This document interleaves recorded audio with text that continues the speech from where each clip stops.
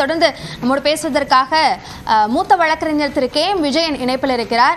Sir வணக்கம். இப்போ ஏற்கனவே இந்த தேர்தல் பத்திரங்க திட்டத்தை ரத்து செய்த உச்சநீதிமன்றம் ஏற்கனவே கொடுக்கப்பட்ட இந்த பாண்ட் சார்ந்த விவரங்கள் அனைத்தையும் தேர்தல் ஆணையத்திட்ட கொடுக்கணும், தேர்தல் ஆணையம் இணையதளத்தில் அதை பதிவேற்றணும் அப்படின்ற விஷயங்களையும் சொல்லியிருக்காங்க.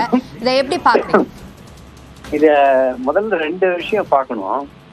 நம்ம ஜனநாயகத்தில் உள்ள தேர்தலில் உள்ள பெரிய ஓட்டை இன்னைக்கு என்ன அப்படின்னாக்க, அதிகபட்சமா பணம், அதாவது வாக்களிப்பவர்களும் பணம் வாங்குறாங்க, ஓட்டு கொடுக்கறவங்க பணம், வாக்காளர்களும் பணம் வாங்குறாங்க, வேட்பாளர்கள் வேற மெத்தட்ல வாங்குறாங்க. அப்போ பண புழக்கமோ இல்ல பண ஆதிக்கம் நிறைய இருக்கிறவங்க தான் கான்ஸ்டிடியூஷன்ல 25 வயசு இருந்தாக்க எம்எல்ஏ நிக்கலாம், எம்பி நிக்கலாம்னு இருந்தா கூட ஒரு பொருளாதாரத்தை மேனேஜ் பண்ணக்கூடிய அளவுக்கு பெரும் பணம் இருந்தாதான் இன்னைக்கு அரசியல்ங்கிற ஒரு களத்தை நடத்த முடியும், அந்த ஈவெண்ட் மேனேஜ்மெண்ட். அதனால இன்னைக்கு அரசியல்ங்கிறது ஜனநாயகம் இல்லை, பணநாயகம். அது ஒரு ஈவெண்ட் மேனேஜ்மெண்ட் ஆயிடுச்சு. இந்த டோட்டலா குறையணும்னாக்கா ரொம்ப நாளா இதை பத்தி அட்வைஸ் பண்ணிட்டு இருக்காங்க. ஸ்டேட் தான் எலெக்ஷன் நடத்தணும், ஸ்டேட்னுடைய எக்ஸ்பென்ஸ்ல. தனிநபர்களுடைய செல்வாக்கு, பண செல்வாக்கு மூலம் அவர் ஒருத்தங்க அட்வான்டேஜ்ல இருக்க முடியாது. ஏன்னா ஃப்ரீ அண்ட் ஃபேர் எலெக்ஷன், அதுதான் ஆர்டிகல் 324 கான்ஸ்டிடியூஷன்ல உள்ள கோட்பாடு.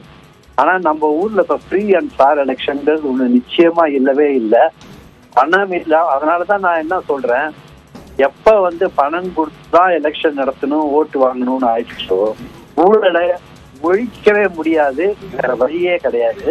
அதனால இந்த மாதிரியான சமாச்சாரம்லாம் வரும்போது இதுக்கு சட்ட ரீதியாக ஒரு பாதுகாப்பு கொடுத்து அரசு பொலிட்டிக்கல் பார்ட்டிஸ் பணம் வாங்குறது, அது ஒரு எல்லையை ரொம்ப பெருசா மீறிடுச்சு.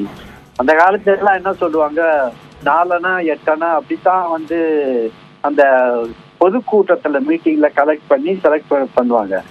இந்த மாதிரி கோடிக்கணக்கில் வாங்குறது இப்போ இதுவாகி அது ஒரு சட்டமாக ஆனதுல, அது இந்திய ஜனநாயகம் உருப்படணும்னா கண்டிப்பா எலெக்ஷன் செலவை அரசாங்கம் நடத்தணும். பொலிட்டிக்கல் பார்ட்டிஸுக்கு பணம் மூலமா வலுவான பார்ட்டி, ஸ்மாரான பார்ட்டின்ற ஒரு சிச்சுவேஷன் இருக்க முடியாது. ஏன்னா எப்பொழுதும் ரூலிங் பார்ட்டிக்கு அந்த அட்வான்டேஜ் கூட, பணத்தை நிறைய கொடுக்க சட்டம் கிடையாது. இன்னைக்கு இருக்கிற சிச்சுவேஷன்னா பிஜேபி பொண்ணு அடிச்சுட்டாங்க. அதனால மற்றவங்களுக்குலாம் அந்த பிரச்சனை இல்லை. பிஜேபிக்கு பண பலத்திலேயே எம்பியை வாங்குவான், எம்எல்ஏ வாங்குவான், அரசை கவுப்பான், எல்லாத்தையும் பண்ணுவாங்க. இதெல்லாம் ஒழியணும் கண்டிப்பாங்கிறது தான் எல்லாருடைய விருப்பமும். பார்ப்போம், இது ஒரு ஆரம்பம்னு இருந்துட்டு போட்டோம். இது அவ்வளவு சீக்கிரமா ஒழியுமா எனக்கு தெரியாதுன்னா, ஊழலை ஒழிக்கிறது அவ்வளவு சுலபம்.